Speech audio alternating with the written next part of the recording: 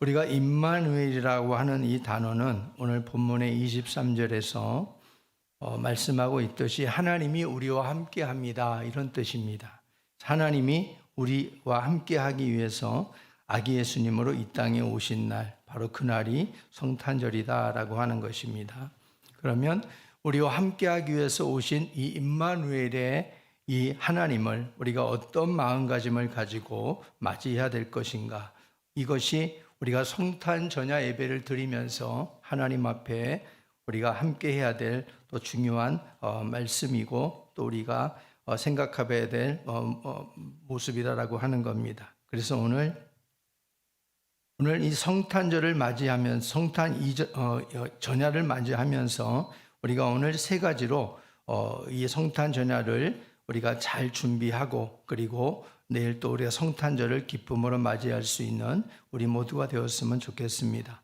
첫 번째는 뭐냐면 바로 아기 예수님의 탄생의 목적을 바르게 이해하고 우리가 준비해야 되겠다라는 것입니다. 아기 예수님이 탄생하신 날에 우리가 성탄절이다 이렇게 부르지만, 근데 세상에서는 성탄절을 모르는 사람들이 없어요. 믿는 자나 믿지 않는 자나 모르는 자가 없어요. 집안에는 다 이 추리 등 하나 정도는 다 해놓고 있고, 다 우리가 보게 되어지면은 우리가 아기 예수님이 오신 성탄절입니다 말하지 않아도 다 믿지 않는 사람들도 성탄절이다 하는 것을 다 알고 있잖아요. 그런데 그 성탄의 진정한 목적은 잃어버리고 우리가 성탄절을 그냥 보내는 경우들이 많다는 것입니다. 그래서 우리가 성탄절 전야를 통해서 먼저 생각해 볼 것은 아기 예수님의 이 탄생의 목적을 바르게 이해해야 되겠다라는 거지요. 다 알고 계시는 부분이지만은 우리가 사람이라고 하는 것도 만남의 대상이나 만남의 목적에 따라서 어떻게 돼요?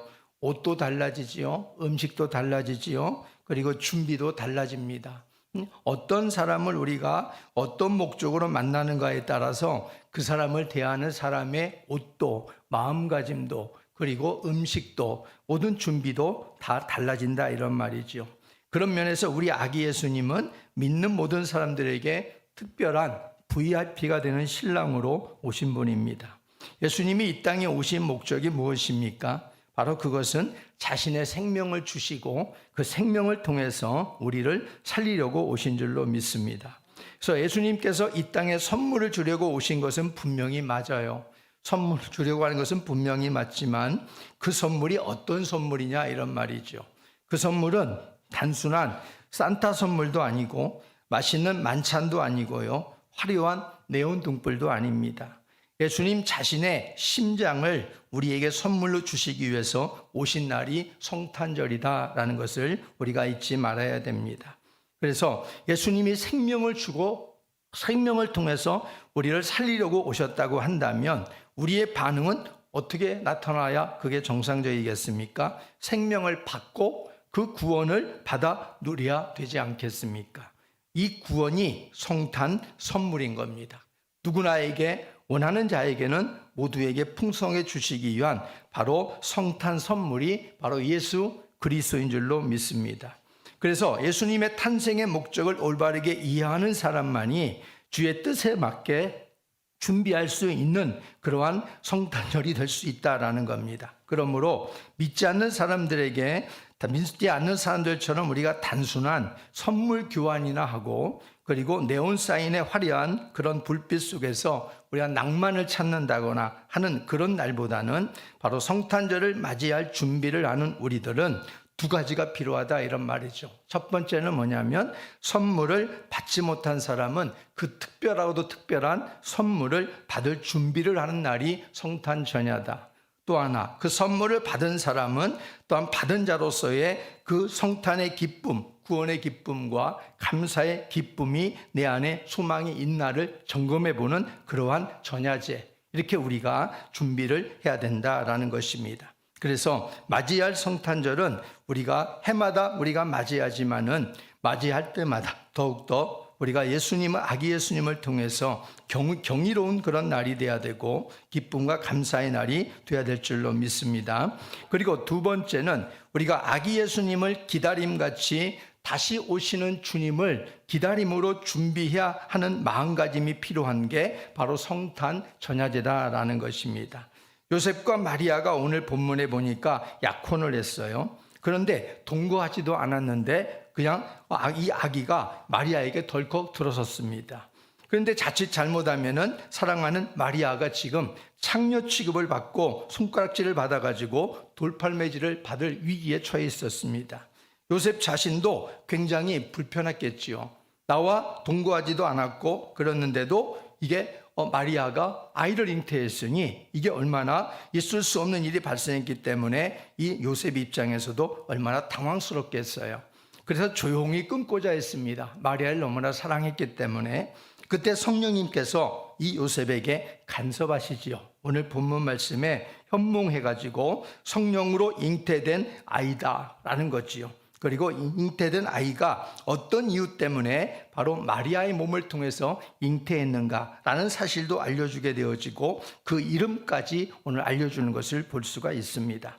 어떻게 보면 주의 천사를 통해서 요셉의 가정에 바로 임마누엘 성탄을 어떻게 맞이해야 될 것인가, 어떻게 준비해야 될 것인가를 고지한 것과 같다는 얘기입니다. 그래서 아기 예수가 탄생하게 될 것인데 바로 경건하고 소망을 가지고 기다리라 하는 것이 바로 이 천사가 나타내 준 내용이다라는 것입니다. 그래서 오늘 본문에 읽었던 것처럼 바로 그 이름이 예수고 그가 자기 백성을 저희 죄에서 구원할 자가 될 것이고 이렇게 소상히 바로 잉태된 성령으로 잉태된 아기 예수에 대해서 이렇게 요셉에게 알려주게 되어지는 걸 봅니다. 그럴 때 요셉은 어떻게 했어요? 마리아도 마찬가지고 바로 조용히 기다림이 있었다 이런 말입니다. 이렇게 우리는 성탄절을 우리가 맞이하기 전에 물론 마음이 들뜨고 많은 행사를 통해서 우리가 하나님 앞에 영광을 돌리는 기쁨도 있어야 되지만 우리가 이 성탄 전야는 바로 성탄절을 맞이하기 바로 전날 우리가 하나님 앞에 우리의 마음가짐이 요셉과 마리아처럼 이런 기다림과 소망의 모습이 있어야 될 줄로 믿습니다. 예루살렘의 시므온이 성경에 나오는데요. 이 시므온은 의롭고 그리고 경건한 사람으로 표현되고 있습니다. 그는 하나님의 위로를 기다렸다고 했습니다. 그런 시므온에게 아기 예수님을 가슴에 안고 찬송하는 그러한 특별한 은혜를 입은 그런 사람이 될 수가 있었습니다. 오랫동안 기다렸던 끝에 아기 예수를 가슴에 품고 메시아를 안는 이 마음이 얼마나 벅차고 감격스럽겠습니까? 바로 기다린 자에게 바로 은혜가 이렇게 임했던 거고요. 84세가 된 과부였던 안나 선지자도 마찬가지입니다. 성전을 지키면서 주야로 금식하며 메시아를 소망으로 기다리던 이 안나에게도 메시아의 복된 소식을 듣게 되었다 하는 겁니다. 그래서 성탄을 맞이하는 우리들 마음 자세는 이미 오신 예수님을 마음에 모시고 그리고 다시 오실 예수님을 우리가 기다림이 이들처럼 있어야 될 줄로 믿습니다. 데살로니가전서 1장 10절 말씀에 보니까요. 한번 볼까요? 시작. 또 죽은 자들 가운데서 다시 살리신 그의 아들이 하늘로부터 강림하실 것을 너희가 어떻게 기다리는지를 말하니 이는 장래에 노하심에서 우리를 건지시는 예수시니라. 아기 예수님으로 탄생하신 예수 그리스도, 성탄에 바로 아기 예수로 탄생하신 예수 그리스도, 그분은 바로 우리를 위해서 뭐하러 오셨어요? 죽으러 오셨어요. 그리고 우리를 위해서 십자가 달려 죽으시고 3일 만에 다시 부활하심으로 하늘 보좌에 앉으셨습니다. 그리고 그분은 우리에게 올라가실 때 분명히 말씀하셨지요. 너희가 올라가는 모습을 본 그대로 내가 다시 올 것이다. 주님은 약속하시고 올라가셨어요. 그래서 우리는 그 당시에 아기 예수님을 맞이한 그런 사람들처럼 우리는 다시 오실 예수님을 하나님 말씀을 약속을 붙들고 이렇게 진지하게 믿음으로 소망으로 기다리는 삶이 되어야 될 줄로 믿습니다. 세 번째는 우리가 성탄 전야에 바로 어떻게 임마누엘의 그러한 성탄을 준비할 것인가, 바로 임마누엘 성탄이 되도록 준비해야 된다는 것이죠. 오늘 23절 말씀을 한번 볼까요? 시작. 보라, 처녀가 잉태하여 아들을 낳을 것이요 그의 이름은 임마누엘이라 하리라 하셨으니 이를 번역한즉 하나님이 우리와 함께함이라. 다시 말해서 임마누엘 성탄이 되도록 하기 위해서는 우리가 그 임마누엘로 오신 그 예수 그리스도를 우리 마음에 모셔야 된다는 것입니다. 아무리 임마누엘 성탄은 우리와 함께하기 위해서 오셨지만은 그 예수 그리스도, 아기 예수 그리스도를 우리가 마음 문을 열지 못하고 받아들이지 아니하면 임마누엘 성탄이 될 수 없다는 것입니다.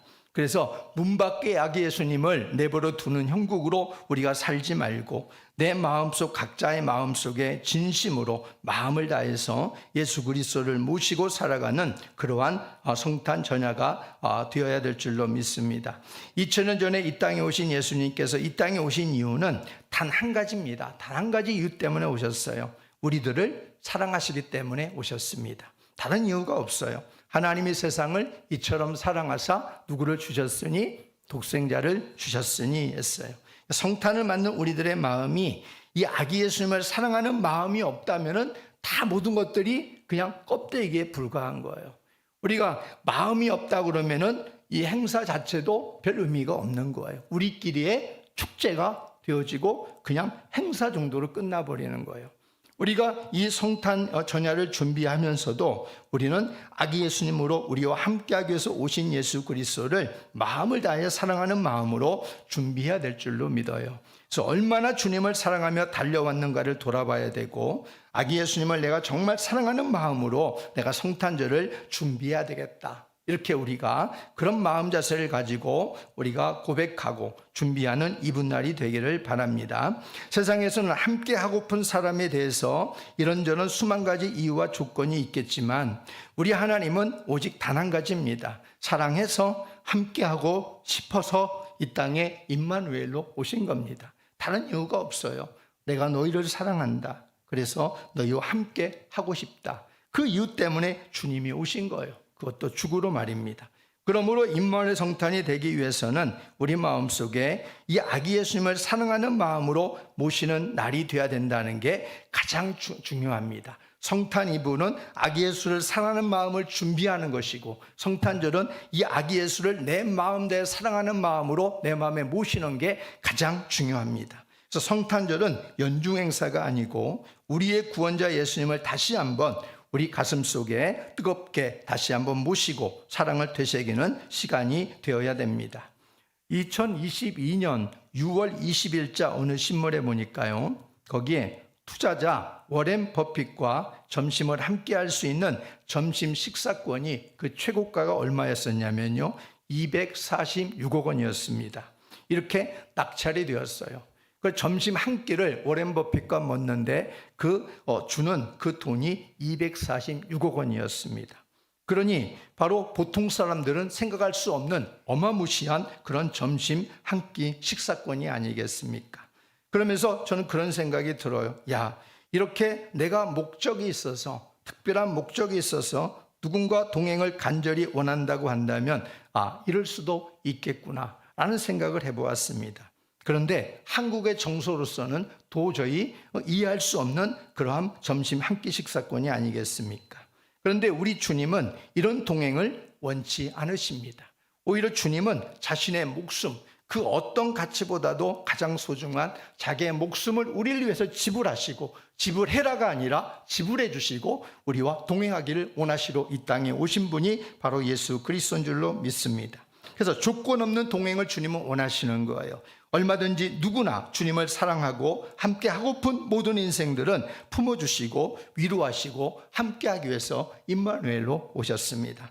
그래서 2025년 성탄 이브날을 맞아서 우리 모두가 주님을 더 사랑하는 마음을 가지고 또 사랑하지 못했다 그러면 주님 죄송합니다. 다시 내가 성탄절을 기점으로 해서 누구보다 주님을 더 마음 다해 사랑하겠습니다 하는 마음을 가지고 그런 마음을 준비하고 그런 믿음으로 준비해서 임마누엘 성탄을 맞는 우리 모두가 되기를 예수님의 이름으로 축복합니다.